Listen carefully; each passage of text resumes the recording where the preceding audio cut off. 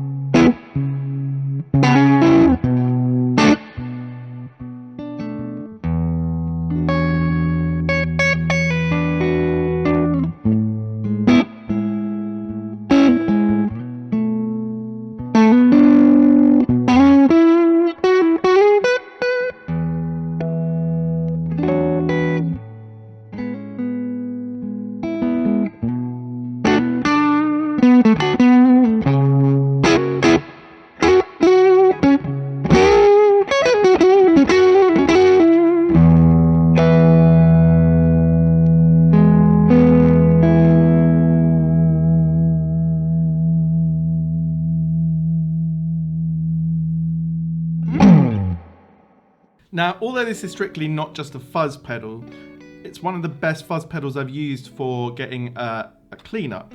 That glassy sort of double stop cleanup, as I like to think of it, when you're on the edge of breakup. So you can set this pedal to be pretty full on, and being that it's a treble booster, as you roll back the volume on your guitar, you're not going to lose that articulation in that top end. So it really just sounds brilliant in my opinion. You get glassiness, you get articulation and clarity, and you also can really push on a bit of fuzz, but it doesn't go too far. So it's a hard pedal to get hold of, and I did a whole series about this pedal last year.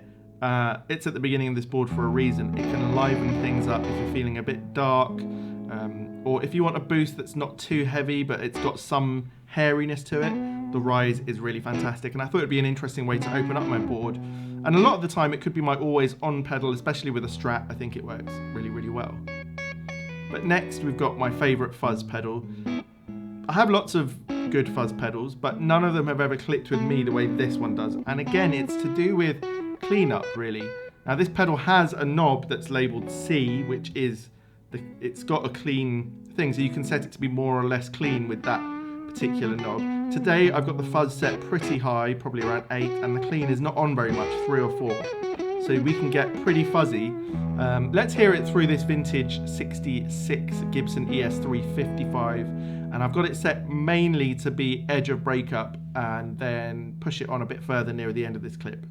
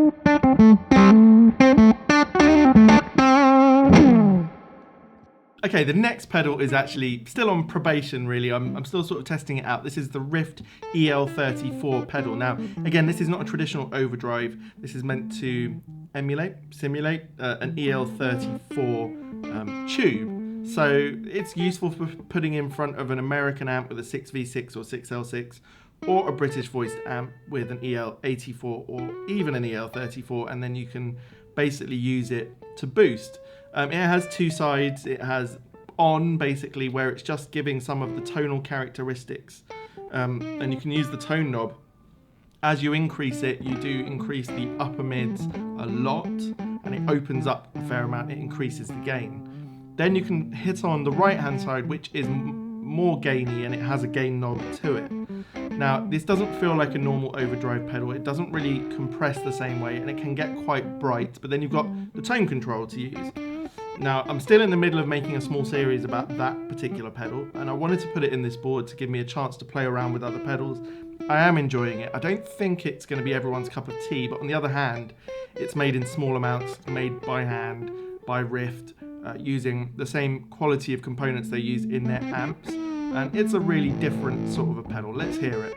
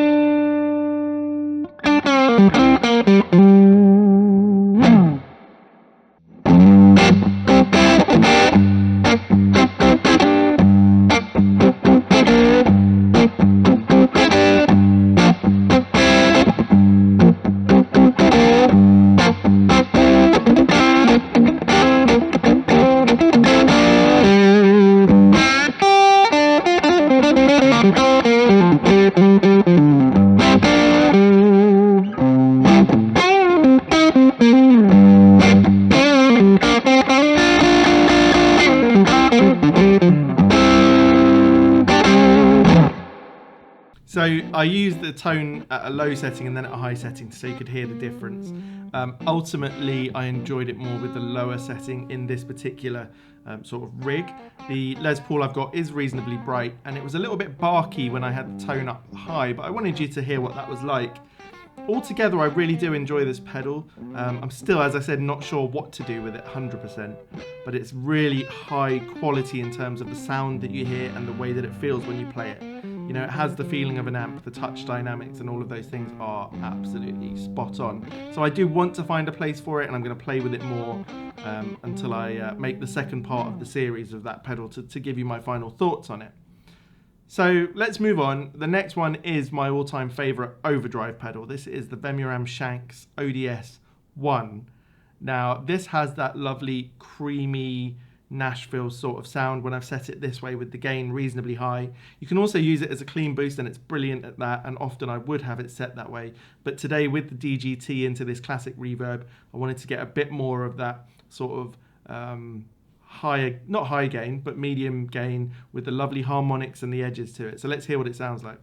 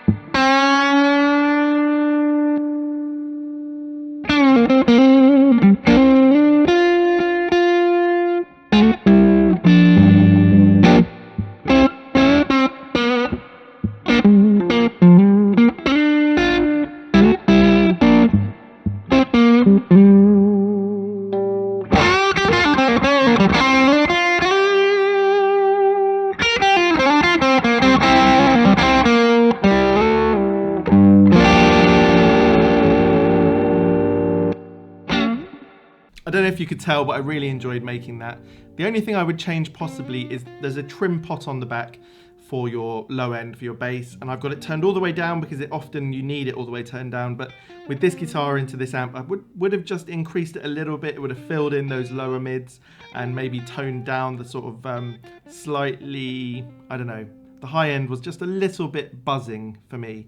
But altogether, I just love the way that the notes saturate and sort of meld together. You know, there's a real hairiness to it, and it's really great to play. If you're looking for an overdrive pedal that can pretty much do it all, but can really inspire you, this one for me has been the most inspirational pedal that I've used.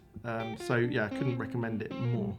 Now, before I move on to the next pedal, you're going to notice that actually a pedal that I've talked about a lot last year and that I've loved, the Protein by Brown Amplification, is not here. There's a reason for that. It's because I really love the left-hand side of it, the blue side, which is a blues breaker. The right-hand side is supposed to be a Nobles type pedal, which is what the Shanks is. So I'm waiting for the new Brown Amplification Carbon pedal, which is the blue side of the Protein by itself, so I can slot that in. I don't want the double-sided pedal. And I'm thinking that if I love the Carbon, I might be able to give away the Protein. We'll think about it. But it would be a good giveaway. So yeah, I can't wait for that Carbon to come out. Right, we're going to move on to the next pedal.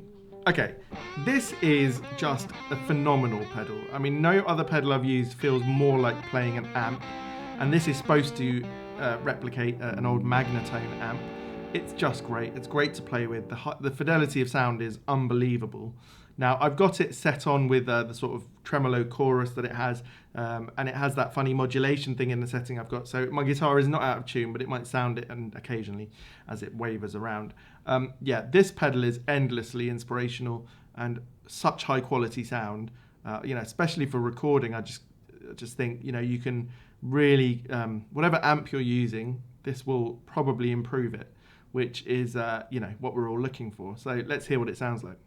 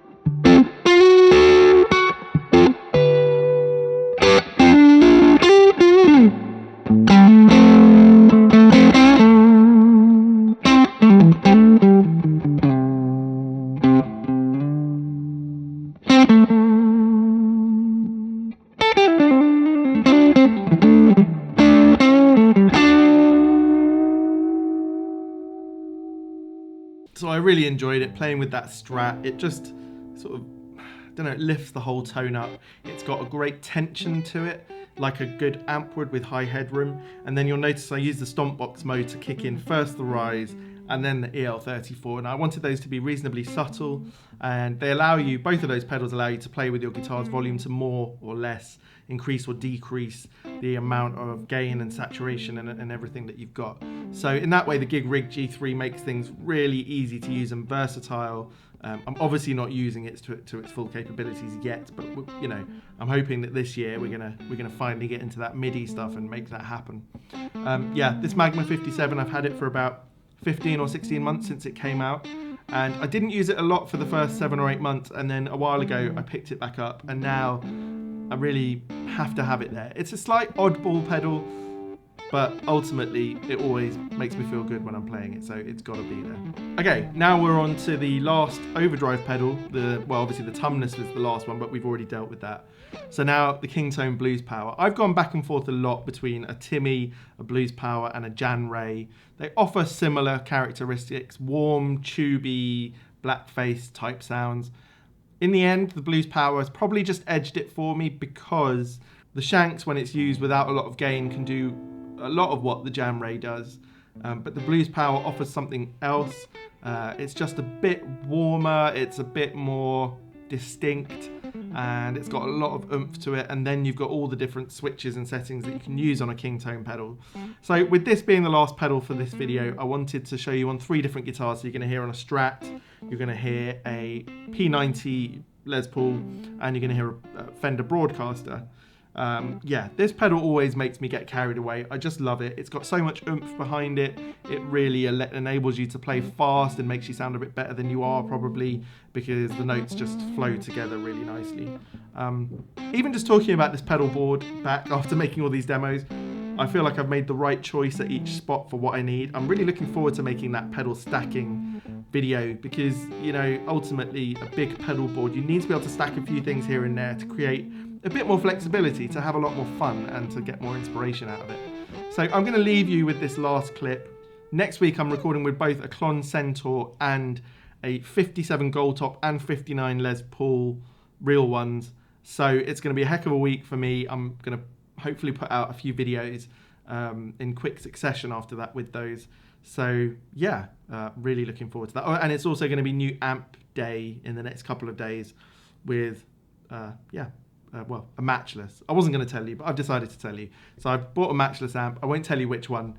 So yeah, there's a lot of good stuff coming. If you want to see it, then please subscribe to the channel. Give this video a thumbs up. It really helps me out. And I hope you've enjoyed going through what I've made of my pedal board so far for this year. I'll see you soon. Cheers.